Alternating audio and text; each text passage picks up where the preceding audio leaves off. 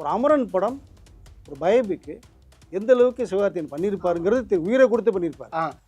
முகுந்து வர கேரக்டர் கண்ணு மூடி நிப்பாட்டினதே எஸ்கே கேரக்டர் தான் நமக்கு தெரியும். நமக்கு கரெக்டு. சாய் பல்லவி என்ன மாதிரி பெர்ஃபார்மன்ஸ் பண்ணியிருப்பாங்க. ஆமாம், அட்லீஸ்ட் உயிர் கொடுத்துருப்பாங்க அந்த கேரக்டருக்கு. 2 பேருக்கு யாருக்கா ஒருத்தர் கிடைக்குன்னு நினச்சேன், 2 பேருக்குமே கிடைக்கல. கரெக்டு. இயக்குனர் கிடைச்சது, மியூசிக் கிடைச்சது, எடிட்டர் கிடைச்சது, சந்தோஷம். பட் ஏன் அது இல்லாமல் இங்கே கேப்டன் மில்லருக்கு நீங்கள் ஸ்பெஷல் மென்ஷன் ஜூரி அவார்டு எதுக்கு போகுது? அது மிகப்பெரிய கேள்விக்குறி. இன்னொரு படம் எடுத்துங்க, தங்கலான் எடுத்துங்க. தங்கலான் படம் தாத்தா அப்பா பேரனுடைய 3 இதாக கேரக்டர் இருக்குது. இந்த காஸ்டியூம்ஸ் யாருக்காவது நீங்கள் வந்து புரியுமா? நமக்கு ஃபர்ஸ்ட் ஆஃப் ஆல் தெரியுமா? கரெக்ட். இப்படி ஒரு காஸ்டியூம்ஸ் இருக்கும், ஹேர் ஸ்டைல் இருக்கும், அந்த வாக்கு, இந்த மூவ்மெண்ட்டு, இந்த ரியாக்ஷன், மேக்கப். ஆமாம். ஏன் இதெல்லாம் பார்த்தோம்னா நீங்கள் ஒட்டுமொத்தமாக நீங்கள் இந்த தங்கலான் படத்தையே கொடுத்துருக்கலாங்க. பாருங்க, அப்படி பண்ணியிருப்பாங்க. எதுலேயுமே சேர்க்கலையே. ஏன் அதில் ஒரு தகுதிக்கு கூட தேராத படமா அது? அதுதான் இங்கே கேள்வி வருது. நீங்கள் சொன்ன முக்கியமான விஷயம், காஸ்டியூம் டிசைனர் வந்து புஷ்பா கொடுத்துருக்காங்க. அது ரொம்ப கொடுமையான விஷயமா இருக்குது. என்ன காஸ்டியூம் அது?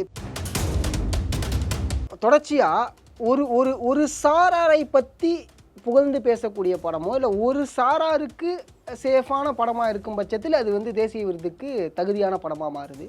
அதே சமயம் தங்கலானில் பேசக்கூடிய அரசியல் அது ஒரு லெஃப்ட் விங்காக இருக்கிறதுனால அதை வந்து புறக்கணிக்கிறாங்க. அதே சமயம் வந்து பார்த்திங்கன்னா கொட்டுக்காளியும் புறக்கணிக்கப்பட்ட ஒரு படமாக. ஏன்னா கொட்டுக்காளியில் வந்து பார்த்திங்கன்னா மூட நம்பிக்கைக்கு எதிராக பேசப்பட்ட படம்.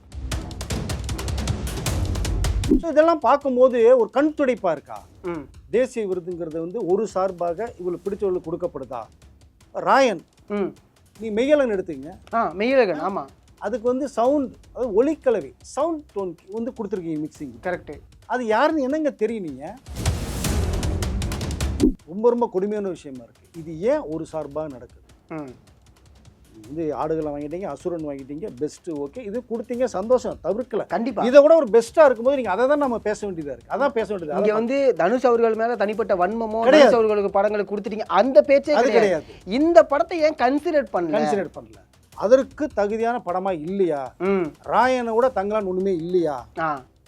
கேப்டன் மில்லரை விட அமரன் வந்து ஒன்றும் இல்லையா? இதுதான் என்னோட கேள்வி. நமக்கு தெரியாது. அது மாதிரி நீங்கள் தமிழ் படத்தை கொண்டு போய் சேர்க்கணும். சேர்க்கறது தான் உங்களை அனுப்பிச்சி வைக்கிறான். ஆமாம். அப்போ அதற்கு வந்து நீங்கள் அந்த சீட்டில் போய் உட்காந்துட்டு இல்லை அது அப்படி இப்படி இப்படின்னு சொல்கிறத வந்து ஏற்றுக்கொள்ளவே முடியாது. அப்போ ஒரு சைடாக இங்கே நடக்குது, ஏதோ பாலிட்டிக்ஸ் சொல்லணும் இதா, இல்லை நமக்கு பிடிச்சிருக்கு அவங்களுக்கு கொடுத்துருவோம், சொல்லிடுவோம், அந்த மாதிரி சொல்லப்படுதாங்கிற அளவுக்கு தான் இவர்களுடைய ஸ்டேட்மெண்ட். சர்ச்சைகள் வந்து எப்பவுமே வருடத்துக்கு வருடம் தேசிய விருது கொடுக்கணும், அவர்களுக்கு வரல, இவருக்கு வரல, இந்த படத்துக்கு வரல, அந்த படத்துக்கு வரலைங்கிறது வருது. ஆமாம். பட் அது ஏன் தொடருது?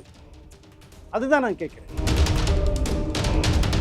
ஃபில்டர் பண்ணக்கூடிய கெப்பாசிட்டி. ஏன்னா நீ பார்க்குற ஆடியன்ஸே ஃபில்டர் பண்ணுறான். பிரமாதமாக இருக்கடா மாப்பிள்ள, இந்த வருஷம் இவரு தான்டா அப்படின்னு டிசைட் பண்ணுறான். அப்போது நம்ம இந்த மீடியாவில் இருக்கிறவங்க பர்டிகுலராக இதனுடைய வேல்யூ என்ன, ஒர்த்து என்ன, அவருடைய ஒர்க்லோடு என்ன அப்படிங்கிறது கண்டிப்பாக தெரிஞ்சிருக்கும்.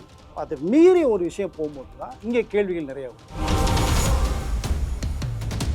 மூவி வேர்ல்டு மீடியா நேயர்களுக்கு வணக்கம். நான் சதீஷ். இன்றைக்கி நம்மளோட நேர்காணலில் யார் இருக்கா அப்படின்னா ஜேர்னலிஸ்ட் வெங்கடேஷ் சார் தான் இருக்காங்க. வணக்கம் சார். வணக்கம்.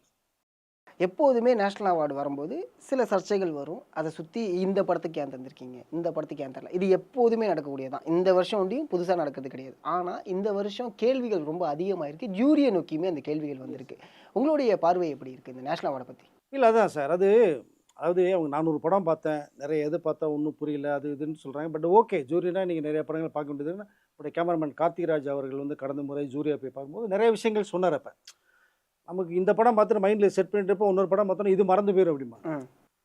ஸோ அது ஓகே. ஆனாலும் நம்ம இங்கே தமிழ் ஃபீல்டில் இருக்கிறவங்க தான் நம்ம இங்கே ஜூரியாக இந்த செக்ஷனுக்கு நம்ம கொண்டு இங்கே உட்கார வைக்கும்போது இப்போ இவர்கள் வந்து எல்லாமே பார்த்த படங்களாக தான் இருக்கும். நீங்கள் பார்க்காத படம் பார்க்கும்போது தான் வித்தியாசம் இருக்கும். கரெக்டு. பட் இதை ஏற்கனவே பார்த்தது நீங்கள் ஒரு தடவைக்கு 2 தடவை பார்த்துருப்பீங்க, விமர்சனங்கள் வந்திருக்கிறது. அப்படிங்கும்போது இது இவர்களே வந்து ஃபில்டர் பண்ணக்கூடிய கெப்பாசிட்டி இருக்குது. ஏன்னா நீ பார்க்குற ஆடியன்ஸே ஃபில்டர் பண்ணுறான். பிரமாதமாக இருக்கடா மாப்பிள்ள, இந்த வருஷம் இவரு தான்டா அப்படின்னு டிசைட் பண்ணுறான். அப்போது நம்ம இந்த மீடியாவில் இருக்கிறவங்க பர்டிகுலராக இதனுடைய வேல்யூ என்ன, ஒர்த்து என்ன, அவருடைய ஒர்க்லோடு என்ன அப்படிங்கிறது கண்டிப்பாக தெரிஞ்சிருக்கும். அதை மீறி ஒரு விஷயம் போகும்போது தான் இங்கே கேள்விகள் நிறையா வருது. அப்போது சர்ச்சைகள் வந்து எப்பவுமே வருடத்துக்கு வருடம் தேசிய விருது கொடுக்கணும், அவர்களுக்கு வரல, இவருக்கு வரல, இந்த படத்துக்கு வரல, அந்த படத்துக்கு வரலைங்கிறது வருது. ஆமாம். பட் அது ஏன் தொடருது? அதுதான் நான் கேட்குறேன். கரெக்டு. ஸோ நீ ஒரு பெங்காலி படம் பார்க்குறீங்க, இல்லை பஞ்சாபி படம் பார்க்குறீங்க அப்படின்னா உங்களுக்கு வந்து லாங்குவேஜ் ப்ராப்ளம் இருக்கும். நீங்கள் அண்டர்ஸ்டாண்ட் பண்ணணும், நீங்கள் ட்ரான்ஸ்லேட் பண்ணணும், ஃபர்ஸ்ட் டைம் பார்க்குறீங்க புரியாது. ம். இது அப்படி இல்லைல்ல. ஆமா. அப்படி இருக்கும்போது எத்தனை படங்கள் இருக்கு. ஆ.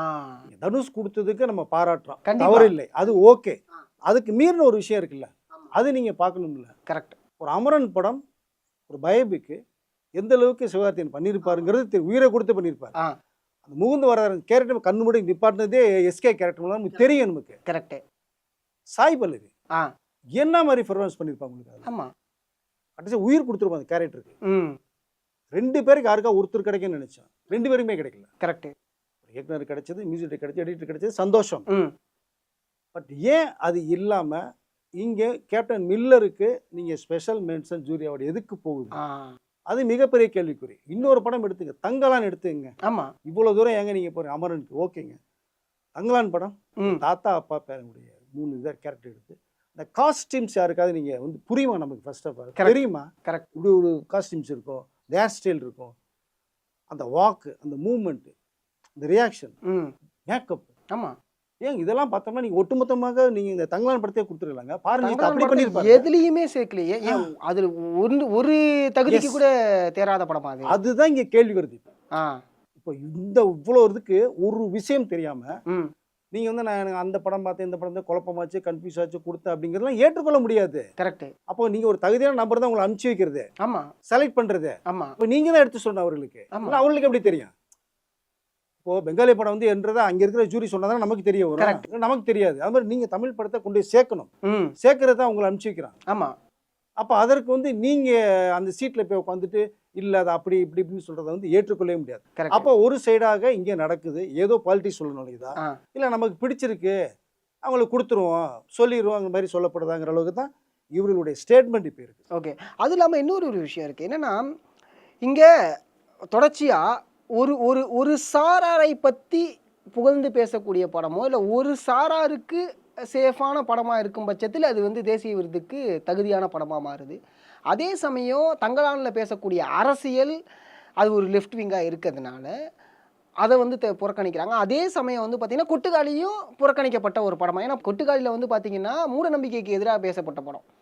ஓகேங்களா? ஒரு ஒரு ஒரு ஒரு ஆணின் உக்கிரத்தை உடைக்கக்கூடிய ஒரு படமாக தான் இருக்கும். அந்த இடத்துல அந்த பொண்ணு வந்து எந்த அளவுக்கு நடிச்சிருப்பாங்க, அந்த படத்தில் என்ன பேசியிருக்காங்க, ஒரு போலி சாமியாரை பற்றி பேசினதை அந்த படத்தில் பேசியிருப்பாங்க, இறுதி காட்சியில் அதான் பேசியிருப்பாங்க. எண்ட் கிளைமாக்ஸ் தான். ஆமாம். ஸோ இவ்வளோ விஷயங்களை உள்ளடக்கின படம். நீங்கள் சொன்ன முக்கியமான ஒரு விஷயம், காஸ்டியூம் டிசைனர் வந்து புஷ்பா கொடுத்துருக்காங்க. அது ரொம்ப கொடுமையான விஷயமா இருக்கு. என்ன காஸ்டியூம் அது? இப்போ காஸ்டியூம் டிசைனர் அப்படிங்கும்போது நம்ம நீங்கள் சொன்ன ஒரு விஷயம் இருக்குல்ல, என்னன்னே தெரியாது எனக்கு அந்த காஸ்டியூமு, ஆனால் அதை என் கண்ணு முன்னாடி கொண்டு வந்து நிற்குது இல்லை, அது பேசுகிறோம்ல. இப்போ நீங்கள் புஷ்பா டூ கண்டென்ட் என்ன கண்டென்ட் உங்களுக்கு? அதை ஒரு சிண்டிகேட் சொல்ல வரீங்க, ஒரு கடத்தல சொல்ல வரீங்க. ஆமாம், ஒரு retro style costume. Yes, retro தான் அது. அந்த காஸ்டியூம் போறீங்க, இதெல்லாம் அந்த காலத்துல பார்த்தாச்சு நீங்க. கரெக்ட். அதுக்கு நீங்க தரும்போது இங்க பாடுபட்டு இது ஆராய்ச்சி பண்ணி ரிசர்ச் பண்ணி விஷயங்கள், இந்த காஸ்டியூம் இப்படி போட்டாதான் நல்லா இருக்கும், இந்த ஹேர் ஸ்டைல் வச்சாதான் நல்லா இருக்கும், இந்த கோல் வச்சு ஸ்டிக் பண்ணாதான் நல்லா இருக்கும் அளவுக்குலாம் ஒரு டைரக்டர் வந்து முடிய பிச்சு பண்றாரு அப்படின்னா அதை தூக்கி அப்படியே குப்பையில போடுறது மாதிரி போட்டு நீங்க பாட்டுக்கு போறீங்கன்னா எப்படி எடுத்துக்கொள்ளுது? கரெக்ட். ஸோ அதனால இது ஒரு சார்பாக, அதாவது பொலிட்டிக்கல் சார்பாகவும் இப்படி விஷயத்த சொல்றாங்களா, இது போனோம்னா அவங்களுக்கு ஃபேவரா போமா, இதை ஒதுக்கு, இந்த மூட நம்பிக்கை சொல்றாங்க, சாமியாரை சொல்றாங்களா, சாமியாரை பத்தி நம்ம சொல்லி ஆகணும், அதை தூக்கி ஒதுக்கு. கொட்டுக்காயெல்லாம் அந்த பொண்ணு பேசாமையே நடிச்சு கிளைமாக்ஸ் தட்டிட்டு போயிருக்க அந்த பொண்ணு, மலையாள பொண்ணு. கரெக்ட். அண்ணாபேன். ஸோ அப்படி பண்ணியிருப்பாங்க, அவர்களுக்கு ஒண்ணுமே இல்லை. ஆமா. ஸோ இதெல்லாம் பார்க்கும்போது ஒரு கண் துடைப்பா இருக்கா?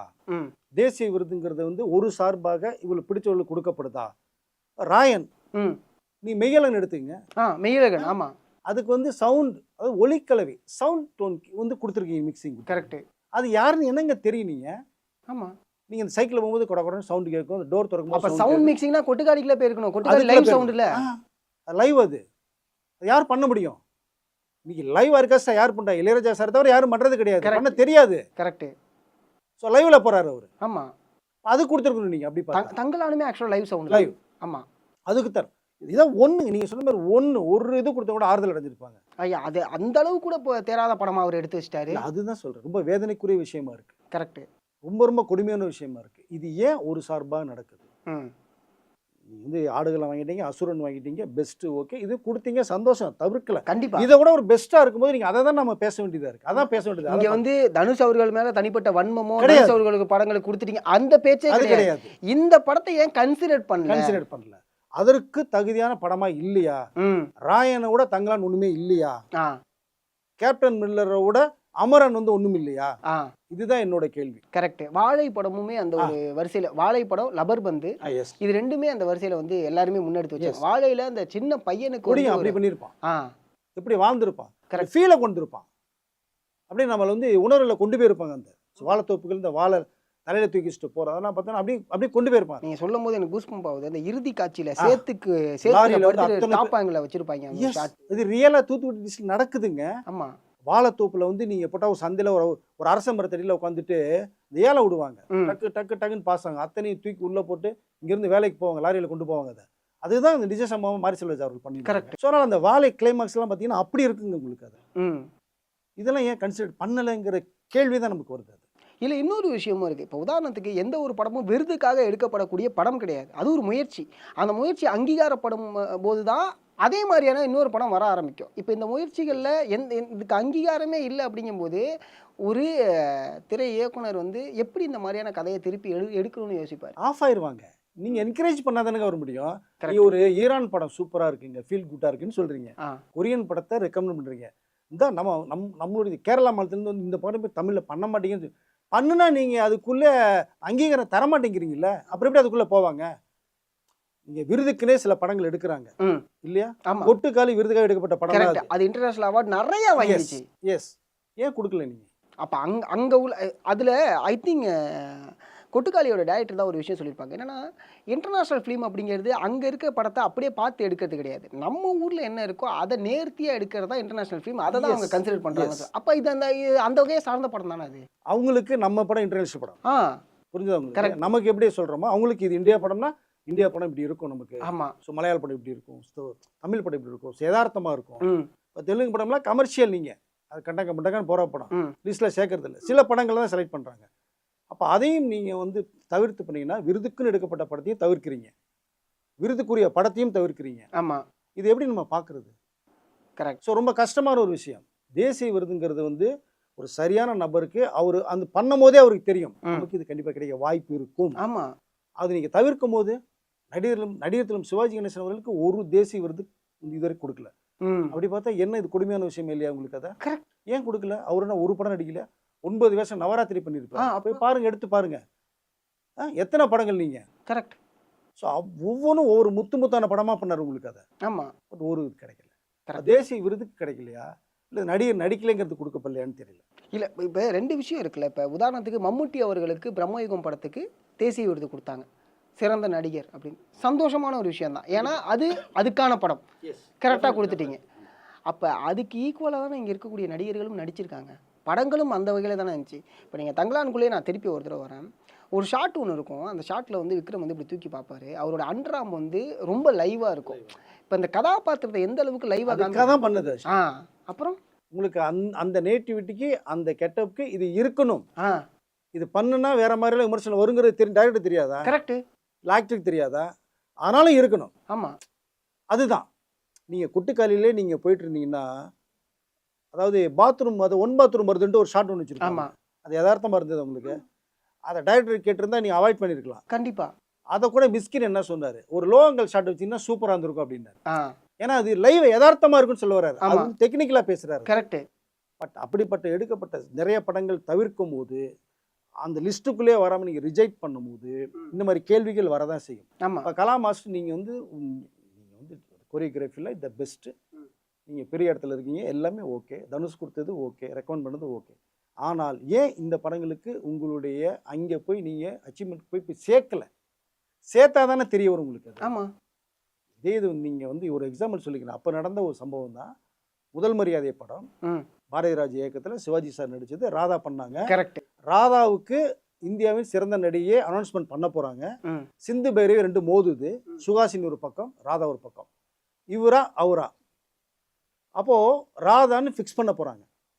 அங்கே கடைசியாக ஒரு கொஸ்டின் வருது, ராதாவுக்கு டப்பிங் வாய்ஸ், சுகாசினிக்கு ஒரிஜினல் வாய்ஸ்.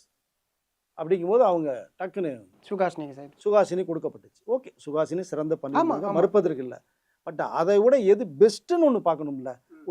ஒரு யதார்த்தமாக அது கேபி பண்ணுறது, கே பாலாஜி பண்ண, இது பாரதிராஜா பண்ண, சிவகுமார் சுகாசினி, இது சிவாஜி ராதா. பட் அந்த நேட்டிவிட்டியோட அந்த ஃபீல் பண்ண ஒன்று பண்ணினது யார்? ம் அங்கே டப்பிங் வாய்ஸ்ன்னு ஒன்று சொல்லி நிராகரிக்கப்பட்டது. அது சொன்னது இங்கேருந்து போன ஜூரி தான் சொல்லியிருக்காங்க. கரெக்ட். அப்போ இங்கேருந்து ஜூரி போகிறவர்கள் தான் நீங்கள் அது கூட வந்து வேண்டப்பட்டதெல்லாம் கொடுக்கணும்னு சொல்லி பண்ணப்பட்ட விஷயமா அன்னைக்கு பேசப்பட்டுச்சு. ம் சுகாசினி அவர்களுக்கு கொடுக்கப்பட்டது. பட் இதை வந்து நீங்கள் இவர்களுக்கு ஒருத்தி இதனுடைய டீட்டெயில்ஸ் என்னங்கிறத நீங்கள் வந்து அழுத்தமாக சொல்லணும். ஆமாம். சொன்னதான் அங்கே இருக்கிறவங்களுக்கு வந்து புரியும். கரெக்ட். அது தவிர்க்கப்படும் போது இப்படி தான் தவறுதலாக போய் சிக்கும். கரெக்டு.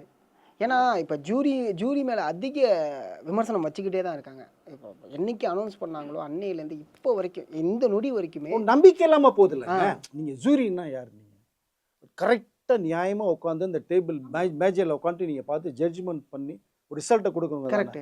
அது தவிர்க்கும் போது அப்போ அதுக்குள்ளே வேல்யூ கம்மியாது இல்லையா? நம்பிக்கைத்தன்மை போகுதா இல்லையா? அதை இதோட பெஸ்ட் படம் இல்லைன்னு வச்சுங்க, தவறே கிடையாது. ஒரு அமரன் வரல, ஒரு தங்கலான் வரலன்னு வச்சுங்க. அப்புறம் இன்னொன்று நம்ம ஹரிஸ் கல்யாண் லப்பர் பந்து. ஸோ அதை எடுத்துங்க. அதெல்லாம் நேட்டிவிட்டியோட ஒரு யதார்த்தம் எப்படி சொல்லியிருந்தாங்க, ஒரு லவ்வை வந்து ஒரு சென்டிமெண்ட்டாக சொல்லியிருந்தாங்க. அதை ஏன் டூரிஸ்ட் ஃபேமிலி இங்கே ஒரு இதுலேருந்து தப்பிச்சு வந்து பொழைப்புக்காக வந்தவர்கள் படாத பாடு என்ன வருது?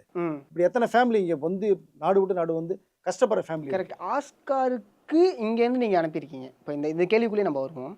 கொட்டுக்காளிக்கும் ஆஸ்காருக்கு நீங்கள் அனுப்பி விட்ருக்கீங்க. அதாவது இந்தியாவில் இருக்கக்கூடிய நீங்கள் தான் ஆஸ்காருக்கு இந்த படத்தை தகுதியாக அனுப்பியிருக்கீங்க. ஆஸ்காருக்கு செல்லக்கூடிய படம். டூரிஸ்ட் ஃபேமிலியும் ஆஸ்காருக்கு ஐ திங்க் ஆஸ்கார் லிஸ்ட்டுக்கு போணுச்சு.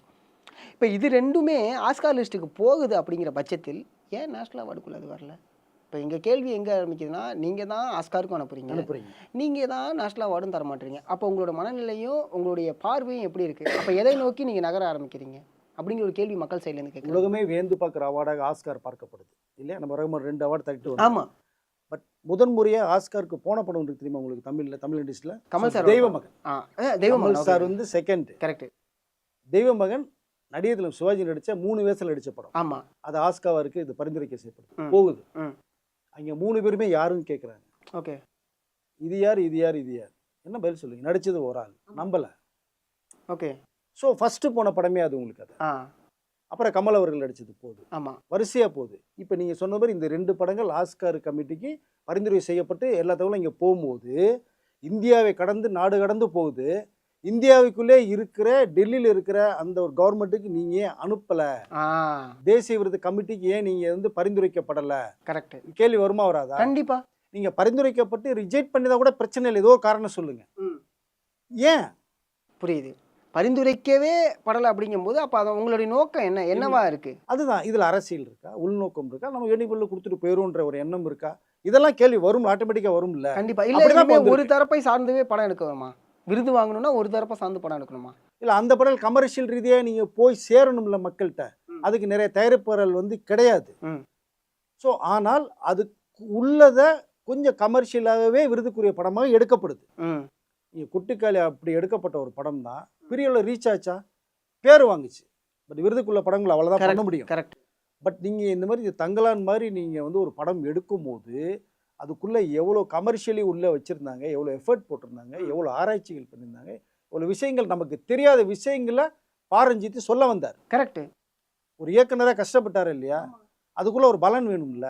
உண்மை. நீங்கள் அது இல்லைங்கும் போது அப்போ ஏன் நம்ம இங்கேருந்து மிஞ்சி போனால் 2000 கிலோமீட்டருக்குள்ளே நீங்கள் அனுப்ப மறுக்கிறீங்க அப்படின்னா அப்போ உங்களுடைய பார்வை எப்படி இருக்குது?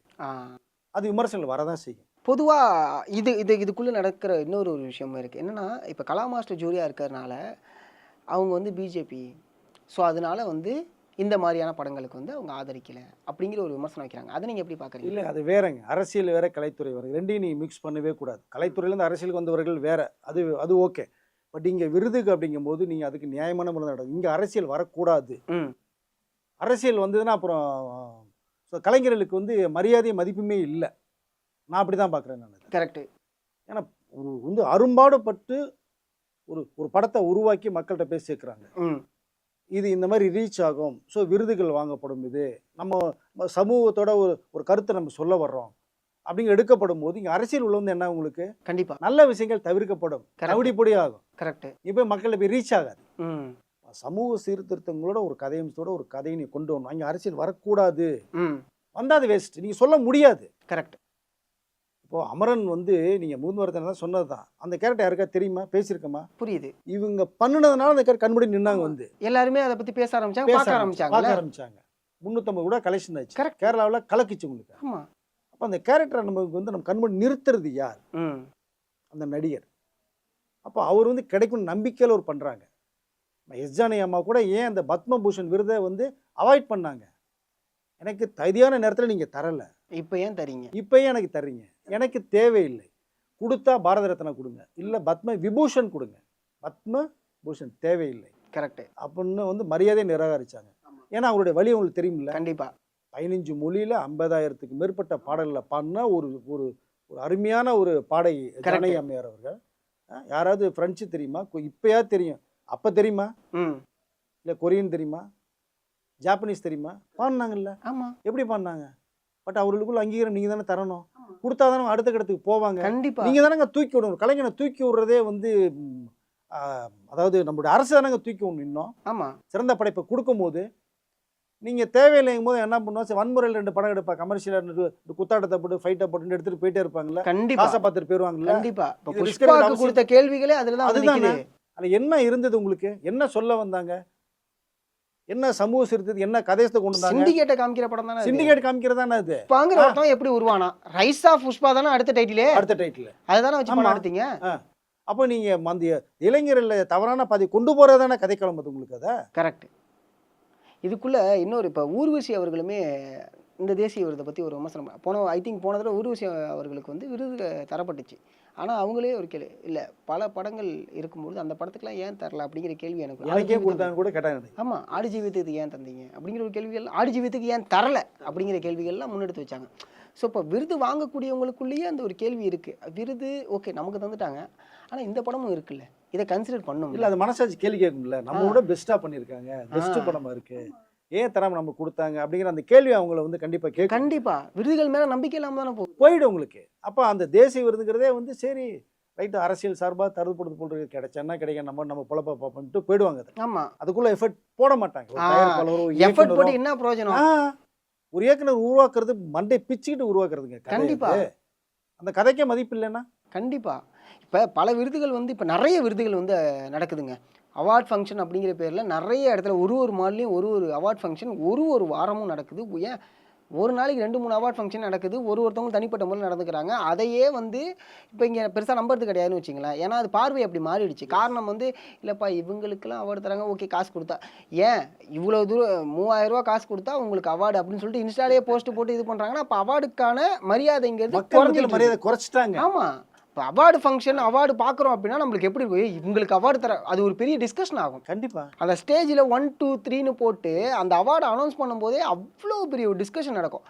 இப்போ அது எதுவுமே நடக்குது இல்லையே. விருதுகளில் வந்து சும்மா கண் தடுப்புக்காகவும் ஒரு சாராருக்காகவும் இல்லை பணம் இருக்குது அப்படின்னா விருது வாங்கிக்கலாம் அப்படிங்கிற பெரிய மாறிடுச்சுங்கிற ஒரு பார்வை இருக்குல்ல. ஒவ்வொரு பெரிய விருதுகளுமே இப்படி தான் பார்க்கப்படுது.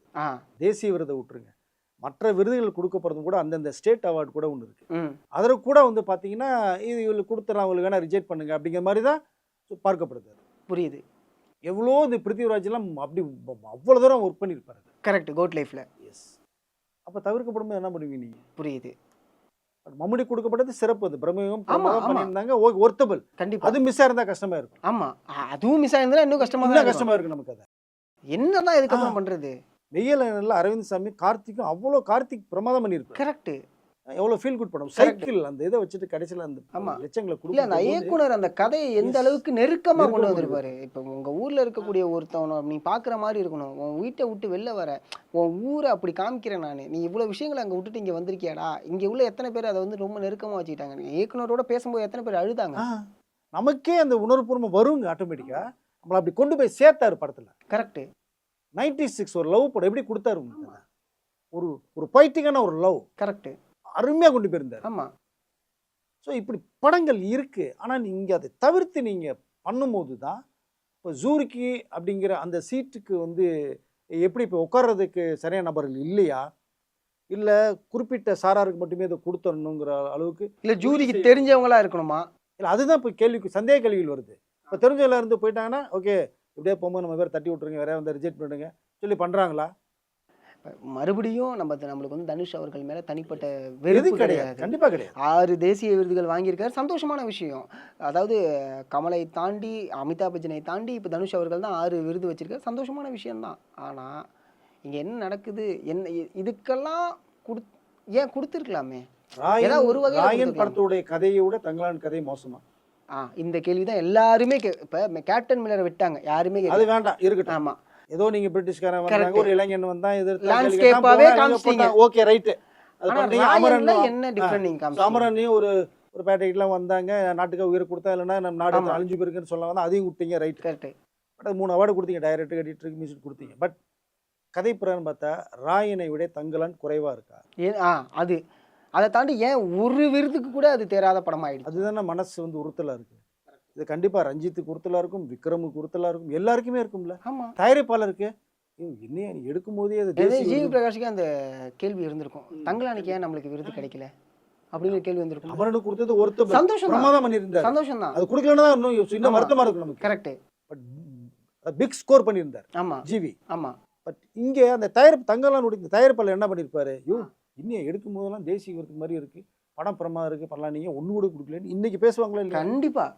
அப்ப எப்படி அடுத்த ஒரு படம் நீ கதை சொன்ன எப்படி பண்ணுவாரு? ஆமா, எப்படி அந்த பட்ஜெட் வந்து நிக்கும்? வேணையா ரெண்டு டான்ஸ் குத்தாட்டத்தை போட்டு 2 ஃபைட்டை வையா, 2 அருவா எடுத்து வெட்டுறது மாதிரி சீனை வையா, போதுமையா கமர்ஷியல் பண்ணிட்டு போயிட்டே இருப்பார் தயாரிப்பாளர். நல்ல படங்கள் உருவாகாது. Correct correct. தயாரிப்பாளர் வந்து வரமாட்டாங்க, இயக்குநர்கள் அந்த கதையை உருவாக்க மாட்டாங்க. உண்மை. நடிகர்கள் இப்ப வேணாம் எதுக்கே ரிஸ்க் எடுத்து நான் பண்ணுனா, சும்மா ஜாலியா ஜப்பான் அமெரிக்கன் கூட்டு சாங்க முடிச்சுட்டு அதனால வாங்க. எனக்கு தெரிஞ்சு அப்படியே மாறிட்டாருன்னு நினைக்கிறேன் விக்ரம் சார்.